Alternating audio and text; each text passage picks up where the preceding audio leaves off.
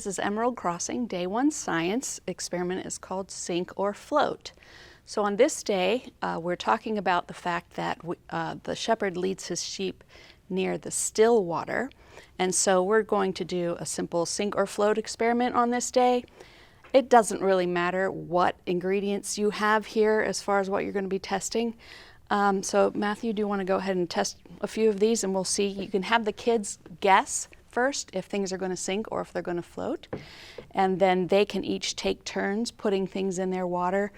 Or you can do this as a group project where you have one big bin and everyone just puts into that. It really doesn't matter how you want to play this one out. And that would be experiment day 1, sink or float.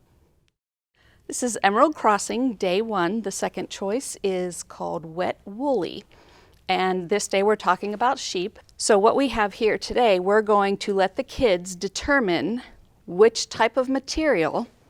This first one is made out of wool. Of course, color is totally whatever you would like.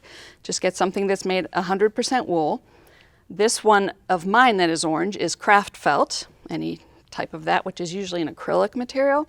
And then this was just like blanket fleece that I cut into these strips, which is usually polyester. You have 3 little cups with water in them. The amount isn't that important. It says a teaspoon in the directions, but the more important thing is that they each have the same amount in them. So about a teaspoon, maybe a little more is fine. And what we're going to do is we're going to take each of these different types of fabric, 1 per cup, and we're going to mash them down in there with our fingers until they get all good and wet. Then after that, one at a time, we'll take it out and set it on a dry paper towel and hold down one end and wipe any excess water out. And we're going to do that to all 3 of them. And then once we've got that excess out, we're going to move them over to the dry paper towel. Meanwhile, you can have the kids look at these cups to see if anyone has much less water in it than the others.